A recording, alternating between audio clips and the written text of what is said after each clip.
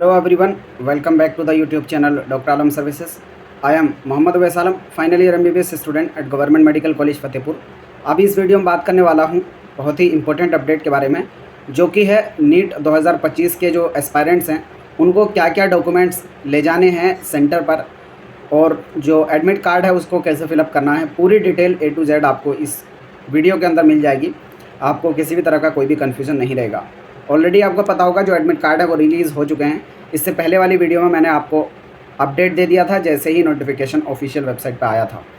तो सबसे पहले मैं जो एडमिट कार्ड फिलिंग है उसकी तरफ से चलता हूँ, मतलब उसको कैसे आपको भरना है, फिर उसके बाद क्या क्या डॉक्यूमेंट्स ले जाने हैं और क्या सामान आपको ले जाना है और क्या नहीं ले जाना है। पूरी इन्फॉर्मेशन इस वीडियो में मिलेगी। जो लोग भी चैनल पर नए हैं वो चैनल को सब्सक्राइब करें, वीडियो को लाइक करें और अपने फ्रेंड्स में ज़रूर शेयर करें। और उसके साथ ही हमारे चैनल डॉक्टर आलम सर्विसेज पर कंप्लीट काउंसलिंग का गाइडेंस, अपडेट, प्रोसेस पूरा मिलता है। तो आप फ्यूचर के लिए इस चैनल को अपने फ्रेंड्स में भी शेयर कर सकते हैं।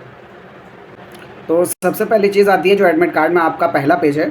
टोटल जो एडमिट कार्ड है वो 3 पेजेस का है। तीनों पेजेस आपको प्रिंट करवाने हैं। मतलब ये मत सोचना कि फ्रंट पेज आप जो है प्रिंट करा लें।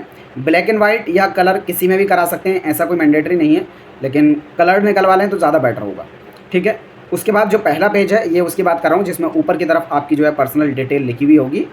उसके बाद यहाँ पर आपको नीचे कैसे भरना है वो मैं आपको बताने वाला हूँ। पहला जो कॉलम है उसमें कैंडिडेट का फ़ोटो लगाना है। अब यहाँ पर ये बात ध्यान देनी है आपको, जो फ़ोटो आपने एप्लीकेशन के अंदर लगाया था। अब इसमें कई स्टूडेंट का डाउट ये था कि अगर उन्होंने पहले फ़ोटो के अंदर डेट और नेम अगर ये मेंशन नहीं किया था तो क्या नए वाले फ़ोटो में उन्हें ये मेंशन करना है कि नहीं करना है। तो देखो यहाँ पर बोला गया है कि जैसा आपने एप्लीकेशन फॉर्म के अंदर लगाया था उसी तरह का आपको सेम चिपकाना है। बाकी अगर आप चाहते हैं कि डेट और नेम के साथ वाला तो उसको बनवा के अपने साथ रख लें, साथ में एग्ज़ाम सेंटर पर ले जाना, क्योंकि आपको अपने एडमिट कार्ड के साथ साथ फ़ोटो भी ले जाने होंगे। यहाँ पर नहीं बताया कितने फ़ोटो, लेकिन फिर भी आप कम से कम 3-4 फ़ोटो साथ में लेकर जाएं, क्योंकि एक तो मैंडेटरी वहाँ पर आपका फिक्स होगा ही होगा, मतलब वहाँ पर आपको लगाना पड़ेगा जब भी आप सेंटर पे जाएंगे एग्ज़ाम देने के लिए। ठीक है। तो आपको यहाँ पर अपना फ़ोटो पहले ही चिपका लेना है सेंटर पे पहुँचने से पहले। दूसरी चीज़ है कैंडिडेट का लेफ्ट हैंड का थंब इम्प्रेशन। अब ये बहुत ज़्यादा गाढ़ा भी ना होना चाहिए, मतलब ऐसा कि आपके इंप्रेशन गायब हो जाएँ, और बहुत ज़्यादा हल्का भी ना हो कि दिखे भी ना। ठीक है। एक नॉर्मल तरीके का लेफ्ट हैंड थंब इम्प्रेशन यहाँ पर होना चाहिए। ये भी आपको एग्ज़ाम सेंटर पर पहुँचने से पहले लगा लेना है। तीसरे कॉलम में आपको कैंडिडेट का सिग्नेचर है, जो आपको एग्जामिनेशन के डे पर जो इन्विजिलेटर आपके सामने होगा वहीं पर करना है। मतलब इसको आप पहले ना फिल करें, सिर्फ और सिर्फ आपको 2 कॉलम ही पहले पेज के भरने हैं। ठीक है। दोनों को पहले भर लेना है। और जो तीसरा वाला है कैंडिडेट का सिग्नेचर, ये आपको अभी नहीं भरना है। जब आप सेंटर पे पहुंच जाएंगे तब आपको इन्विजिलेटर के सामने वहाँ पर सिग्नेचर करना होगा, और जो सिग्नेचर आपने फॉर्म के अंदर लगाया था सेम सिग्नेचर करना है। अगर उसमें वेरिएशन किसी भी तरह का मिला तो वहाँ पर आपको एंट्री नहीं मिलेगी। ठीक है। तो आप हर एक डॉक्यूमेंट का और हर एक इन्फॉर्मेशन का ध्यान रखें कि जो आपने ऑफिशियल लगाई थी वही लगाएं अभी भी। फिर सेकंड पेज नंबर आता है जिसमें आपको यहाँ पर पोस्ट कार्ड साइज़ फ़ोटोग्राफ लगाना है। अब पोस्ट कार्ड साइज़ फ़ोटोग्राफ क्या साइज़ का होता है, ये 4x6 का होता है। आप किसी भी सेंटर पे, मतलब जो फ़ोटो बनाने वाले सेंटर होते हैं वहाँ से बनवा सकते हैं। ठीक है। तो यहाँ पर आपको इस फ़ोटो को चिपका लेना। पहले ही इन्विजिलेटर के साइन होंगे और आपके खुद के साइन इस फ़ोटो पे होने हैं, लेकिन ये सिग्नेचर आपको जो है उनके सामने करने हैं। फ़ोटो आप पहले ही चिपका लेंगे, बाकी उस पर सिग्नेचर जो है इन्विजिलेटर के सामने आपको सेंटर पे, एग्ज़ाम सेंटर पे जाके करना होगा। फिर उसी में पोस्ट कार्ड साइज़ वाला जो फोटोग्राफ है, यानी पेज नंबर 2 में नीचे और कुछ इन्फॉर्मेशन है, जहाँ पर एक जगह लिखा है सिग्नेचर ऑफ इन्विजिलेटर। ये आपको अभी नहीं करना है, आपको एग्ज़ाम सेंटर पे जाकर जो इन्विजिलेटर है उससे सिग्नेचर कराना है। ठीक है। इसमें आपको कुछ भी नहीं करना है। फिर कैंडिडेट सिग्नेचर, ये भी आपको जब आपका एग्ज़ाम होगा उसी दिन इन्विजिलेटर के सामने करना होगा। अभी कुछ भी नहीं करना है, सिर्फ और सिर्फ आप फ़ोटो यहाँ पर चिपका लेंगे। बाकी यहाँ पर इन्होंने साइज़ बता दिया है कि 4x6 का यहाँ पर फोटोग्राफ होना चाहिए, जो कि सेम होना चाहिए जैसा आपका पेज 1 पे फ़ोटो है, यानी जो आपने फॉर्म के अंदर, एप्लीकेशन फॉर्म के अंदर सबमिट किया था सेम साइज़ का आपका जो है और सेम तरीके का फ़ोटो होना चाहिए 4x6 में, और इस बड़े से बॉक्स में आपको चिपका लेना है पहले ही। फिर उसके लेफ्ट हैंड साइड में जो आपको अपना सिग्नेचर करना है इन्विजिलेटर के सामने, और फिर उसके राइट हैंड साइड में जो आपका इन्विजिलेटर है वो उस पर साइन करेगा। तो ये पेज नंबर 2 भी हो गया कंप्लीट। उसके बाद जो इंस्ट्रक्शंस हैं आपके पेज नंबर 3 पे हैं, वह मैं आपके सामने दे देता हूँ। तो यहाँ पर एक एक इन्फॉर्मेशन जो इंस्ट्रक्शन आपको दी हुई है उसमें हर एक को आपको फॉलो करना होगा, और इसी के हिसाब से अपना पूरी तैयारी भी करनी है। पहला कि आपको जो टाइमिंग दिया गया है एडमिट कार्ड पर उससे पहले ही पहुँच जाना है। क्या टाइमिंग दी है, सुबह 11 बजे से लेकर 1:30 तक आपको इस बीच में एंट्री मिलेगी, 1:30 के बाद आपको एंट्री नहीं मिलेगी। तो ये बहुत बार होता है स्टूडेंट 1:30 के बाद पहुँचते हैं और उनको एंट्री नहीं मिलती है। इस चीज़ में एनटीए बहुत ज़्यादा सख्त है, तो आप टाइमिंग का बहुत ध्यान रखें। अपना आराम से सोचें, 12 से 12:30 बजे तक अपने सेंटर पर पहुँच जाएँ। 1:30 बजे से पहले लास्ट लिमिट है, उसके बाद आपको एंट्री नहीं मिलेगी। ठीक है। No candidate shall be permitted enter the exam centre after closing the gate. जो टाइमिंग है उसके बाद गेट जो है क्लोज हो जाएगा। No candidate shall be permitted to leave the exam hall before end of the examination. आपका जब तक एग्ज़ाम ख़त्म नहीं हो जाता, जो कि 5 बजे तक है, आप तब तक एग्ज़ाम नहीं छोड़ सकते, मतलब वहाँ से बाहर नहीं निकल सकते। इस बात का भी ध्यान रखना। अगर आप जल्दी ख़त्म भी कर लेते हैं तब भी वहाँ पर बाहर आप नहीं आ पाएंगे। फिर उसके बाद जब आपका एग्ज़ाम कंप्लीट हो जाएगा तो उस टाइम पर आप ऐसा ना सोचें कि 5 बज गया और अपने आप उठकर चले आएँ। जब तक इन्विजिलेटर आपको नहीं बताता, मतलब जो आपके रूम में ड्यूटी लगी होगी जिन लोगों की, वो जब तक आपको जाने के लिए नहीं कहते, आप बाहर नहीं आएँ, क्योंकि वहाँ पर पेपर की सिक्योरिटी का भी मामला है। तो जब तक ऑफिशियली वहाँ से नहीं आता कि आप लोग उठें और जाएँ, उसके अलावा आप बहुत ज़्यादा जल्दी वहाँ पर ना मचाएँ। बाकी जो इंस्ट्रक्शन यहाँ पर जाने के लिए और क्या क्या डॉक्यूमेंट्स ले जाने हैं वो मैं चीज़ बता रहा हूँ। ऑलरेडी जो तीनों फॉर्म के पेज, एडमिट कार्ड के तीनों पेजेस भरने थे, वो मैं आपको बता चुका हूँ। और जो इन्फॉर्मेशन इन्होंने इन्फॉर्मेशन बुलेटिन में निकाली थी वो भी आपको पूरी फॉलो करनी है।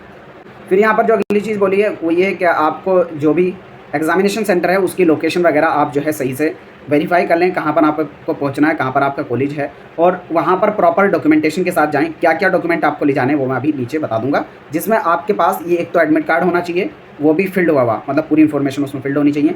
वैलिड आईडी प्रूफ होना चाहिए। इसमें बेहतर होगा आपने आधार कार्ड लगाया हो तो आधार कार्ड लेकर जाएँ।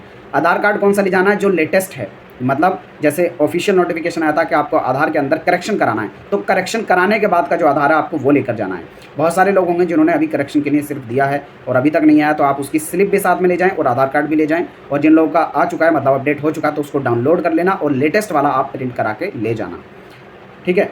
और उसके साथ जो आपका आधार कार्ड है उसकी फ़ोटोकॉपी भी 1-2 आप साथ में लेकर जाना, क्योंकि वहाँ पर प्रॉपर चेकिंग होनी है और जो डिटेक्टर है उसके थ्रू, मेटल डिटेक्टर के थ्रू आपकी प्रॉपर चेकिंग भी होगी। उसके साथ आप क्या चीज़ ले जा सकते हैं एग्जामिनेशन हॉल में, वो आपकी पर्सनल ट्रांसपेरेंट वाटर बोतल है। यानी वाटर बोतल अगर वो साफ़ है, मतलब किसी भी कलर की नहीं है, उसके आर पार देखा जा सकता है, तो आप उसको ले जा सकते हैं। एडिशनल फोटोग्राफ आपको ले जाने होंगे जो कि वहाँ पर अटेंडेंस शीट पर आपको लगाने हैं, तो कम से कम 3-4 फ़ोटो एक्स्ट्रा आप लेकर जाएँ, वही सेम जो आपने फॉर्म के अंदर लगाए थे। ठीक है। और यहाँ पर जो एडमिट कार्ड है उसको आपको लेकर जाना है, जिसमें अंडरटेकिंग है, पोस्ट कार्ड साइज फोटोग्राफ उस पर चिपका होना चाहिए, जो कि पेज नंबर 2 पर दिया हुआ है, वो मैंने आपको ऑलरेडी ऊपर बता दिया है।